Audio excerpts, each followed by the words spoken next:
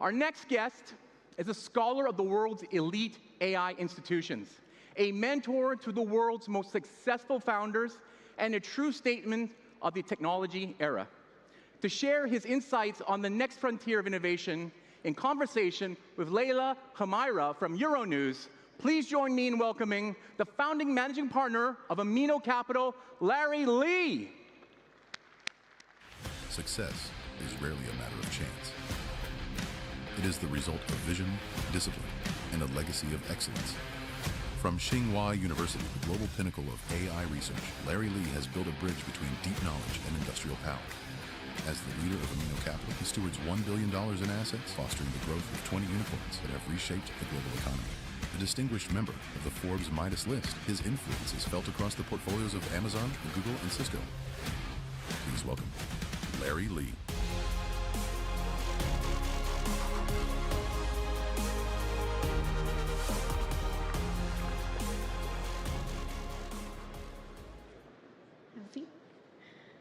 Wow, a great evening to everyone. Look at the crowd. I would be lying if I said I wasn't a little nervous, but it's such a great honor to be sitting here at center stage to start off the conversation. Web Summit Qatar, the 3rd edition with Larry Lee, managing partner and founder of Amino Capital. A very good evening again to everyone. Larry, under your leadership, Amino is managing more than $1 billion in capital, backed more than 200 startups, including more than 15 unicorns, including Chime, Replit, and Rippling, and a special shout out to Zoom as well in the early days. You've been on the Forbes Midas Seed List 3 times in a row, and last year made your debut in the Forbes Midas List, so congratulations on that. You've also written a couple of books, most recently The Logic of Investment and VC Demystified, and you're known as a global thought leader in the VC space. So to kick us off, what would you say is the biggest challenge for both founders and investors in this moment in time? And what are the big trends in VC that you've seen over the last 12 months? Yes. First of all, I'm glad to be here with you, Laila. Also, I'm honored to be here on the stage right after the Prime Minister. And I love Doha. I love Middle East. This is a place. Yeah. Ahlan wa sahlan, as we say. Yeah. And yes, that's a very good question. Right now, the biggest challenge for startup, for entrepreneurs who want to start your own company is the funding. Because many investors, they just follow the hype. They put all the monies into the large companies, the well-known companies. So much money go into the big companies. So very few money go into the little-known startups. So that's the challenge for young entrepreneurs. Also, there are so many entrepreneurs as well. The competition is so fierce because AI become a utility.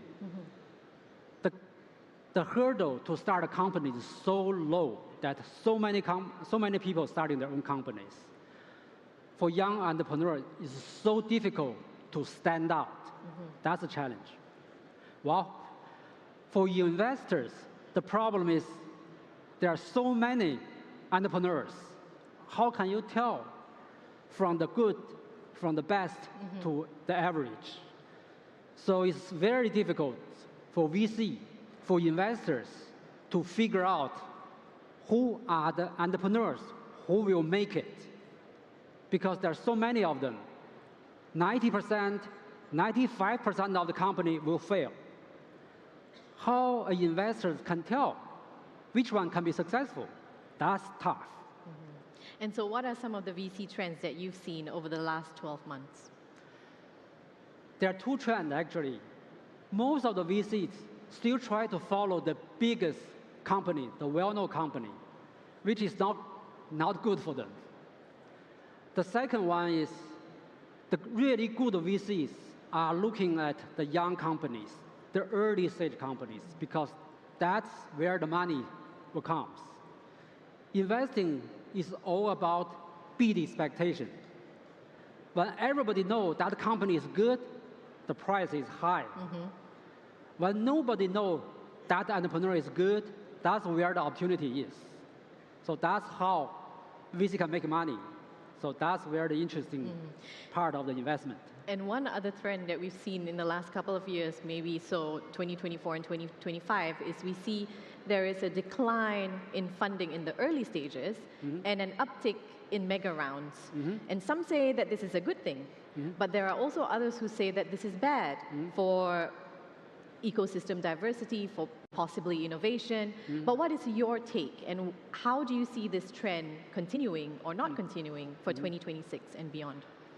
Well, it's a natural process of technology evolution, because it's always the case. Many VCs will invest in a lot of companies, invest in the obvious good ideas, but most of them will fail. It doesn't matter for the ecosystem. So when the large company, when many companies fails, they produce a lot of good engineers. Those engineers will have the opportunity to work for startups. That will give the young, best entrepreneurs the opportunity to grow fast. So most of the VCs actually don't make money. Most of the VCs don't make money. Very few VCs can make money. Just like startups, just like founders. Most of the founders cannot make it. So for most of the company, for most of the VC who cannot make it, they produce the best engineers. That's good for the startup ecosystems. Those good engineers, those monies invested in the failed startups don't fail in vain. They produce the ecosystem. Those good ecosystems, those engineers, they train, provide the best resources for the best engineers to grow their company really fast. So that's why places like in Silicon Valley, not because everybody's success, because most of the people failed, they gave the best engineers the opportunity to succeed, to grow really fast. I think the same thing happened with Doha, with Qatar. Don't afraid of failing, because the ecosystem is everything. You invest here in Qatar, in Doha, many of them will fail. That's okay. You build the ecosystem where the best engineers will come. They will come here, they will start a company, they will grow here. So that's the trick. Yeah, and so overall, in general, the trend is healthy the way you see it. Yes. And the opportunities that you seize Correct. from it. Nice. So speaking of that, speaking of innovation and ecosystem diversity, you've spoken extensively, and you're a big backer of emerging and new technologies, and you've spoken a lot about agentic AI and how crucial it is for even VCs to deploy this technology. And you said at one point algorithms can learn and adapt so quickly and so much that they can eventually know us better than our mothers, which is like a cue for mothers all over the world to go around and say, challenge accepted. But what would you say are new technologies or emerging technologies that you are on the lookout for? We are really interested in the technology, but the best technology is not here yet. So we are interested in the people. It's the young people, the entrepreneur people. They will invest even better technology. So a lot of people concerned say, oh, I'm sort of late in investing in AI because OpenAI is so big, Anthropic is so big. Entrepreneur fields, they're late too because the AI company is becoming so big. Actually, consider the speed of technology. Consider the very beginning of AI. The new best opportunity is still yet to come. So we're looking at the entrepreneurs who can produce a real solution for some real problem. Those the people, those the companies that will grow big. Just like when Google started, they are just a startup. There's no search as an industry, right? This stuff is very narrow. Same thing with Amazon. They were just selling books online, such a small company. Now they're a technology company in terms of cloud computing. So we like entrepreneurs with a vision. We like entrepreneurs who want to create the next big things. And I wanted to follow up on that because you've also said that for a startup to go far, their why or their purpose has to be meaningful and deep, Yeah. trying to fill the gaps, go to underserved communities. So when you look at a region like MENA or the GCC, what are some opportunities that have caught your eye? Yeah. You know, most of the good ideas, the obvious good ideas, actually are not good ideas for startups. Because the obvious good ideas will be done by large companies. Every great company start with not good ideas, not obvious good ideas. So today, if you start a company with obvious good ideas, which is a bad idea for startups, always start something that's less obvious. Always start something to help the underserved community, to solve a problem the large company do not want to do it. Because the new opportunity will come. Where the new opportunity come from? Because with AI becoming a utility, the social structure will change. The way of living will change. The way we work will change. So there will be a lot more new opportunities that for young founders to catch. So that's the real goal. In terms of the agent of MENA, we like the people here in the Middle East. One of the best company we invested called Replit is in the US. The company will have a 1 billion revenue this year. The valuation is 9 billion as of last month. The founder is from Middle East. He is an Arab, immigrated from Jordan to US when he was 20 something. So the people from Middle East are brilliant. The Arab people are brilliant. We like people. There's a huge opportunity here in terms of, a lot of people say, oh, there's only a lot of natural resources. No, the human resources in Arab country, in the Middle East, are the best place. I love this region. Oh, yeah. We are sitting on the gold, not just because of the oil. We are sitting on the gold because of the people here. And the brain. The brain, yeah, that's the key. And speaking of intelligence, I wanted to also bring up something. When we talk about the AI race, it's always a dichotomy between the US and China. And you are in a very special position because you understand both countries inside and out very well. You understand the cultures, political systems, subcultures even, work dynamics. And so when we think about or talk about the AI race, does it always have to be the US versus China? Do they always have to go against each other? Can the US and China and others maybe coexist in this perfect and ideal world of artificial intelligence? Wow. Well, US and China. Well, the US and China are the two extremes of the whole spectrum. Right? The US has a market economy, very strong in terms of innovation.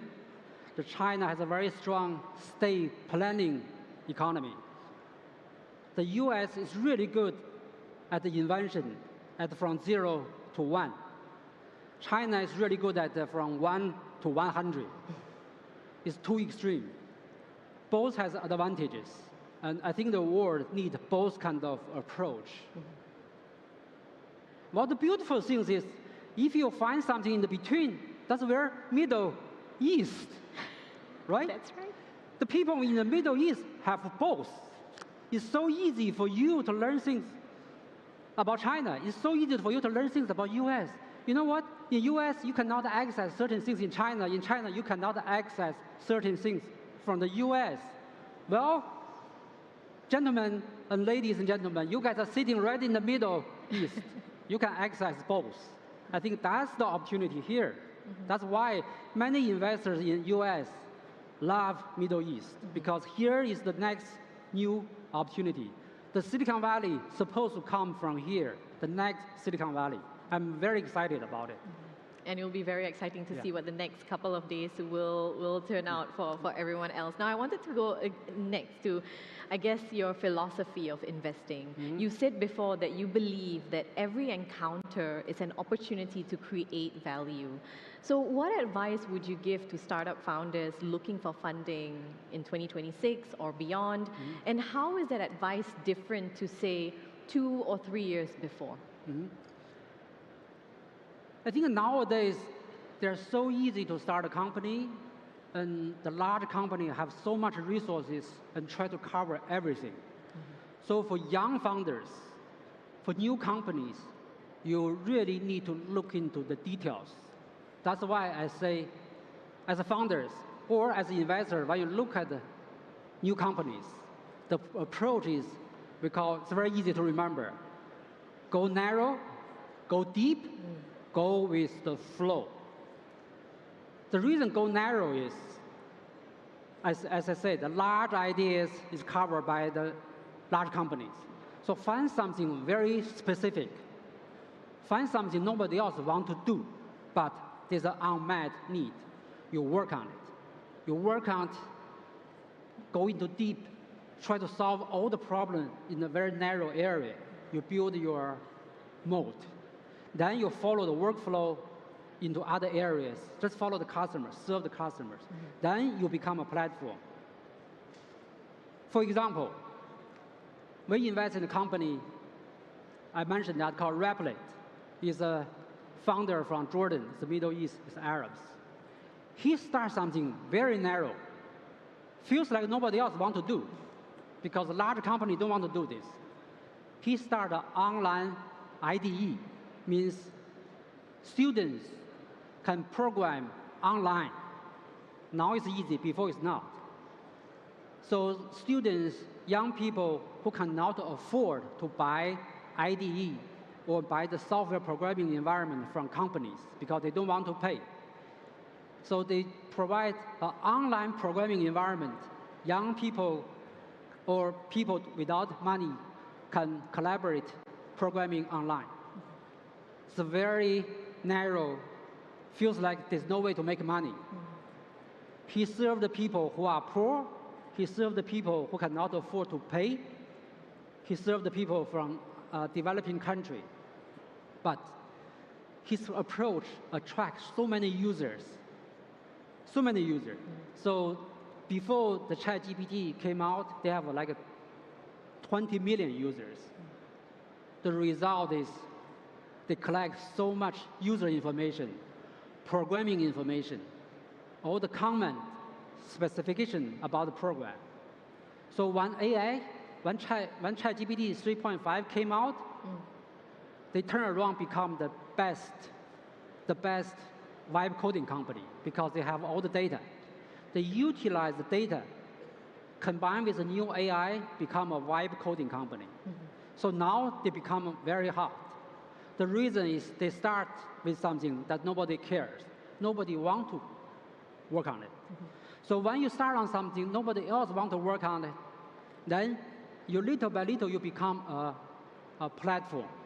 See, once you become a platform, there's a huge opportunity. That's one example. Another example is in US, we invested in a company called Chime Bank, Chime Financial, who just won IPO 7 months ago. They help people to open a bank account. You know what, in US, if you open a bank account, you don't have a high income, you have to pay for the bank.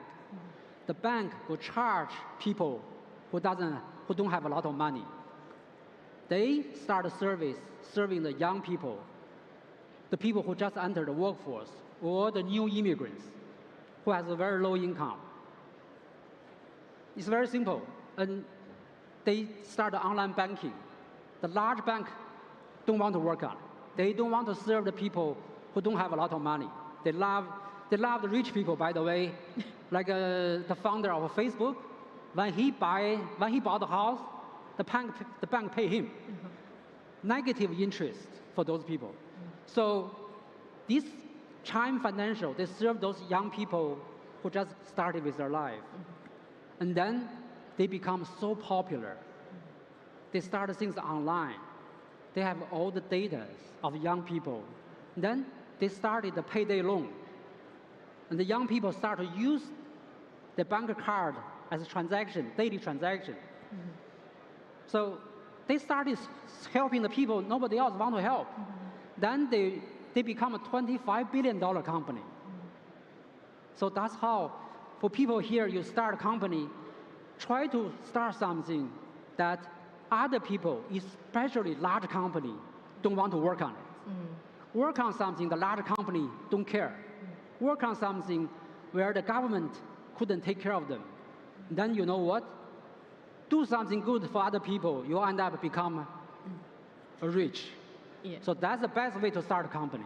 That also, these two examples also tie into your personal sort of philosophy in investing, where you say altruism is the best form of self-interest. Correct. And that is something that you carry with you for these years or so.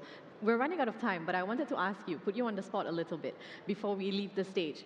Where are you looking for in the world, as from the Midas List point of view? Where are you looking for in the world for opportunities and growth? Well, as investors, we always look for the next thing, because the obvious good idea is too late for us to invest. The valuation is high. So we always invest in a place where there's a lot of dynamics. You know, when things don't change, it's good for the large companies. They just collect the fee. As an entrepreneur, as investors, what we like most is dynamic. Anywhere there's dynamic, there's an opportunity for new entry. There's a new opportunity for new entrepreneurs.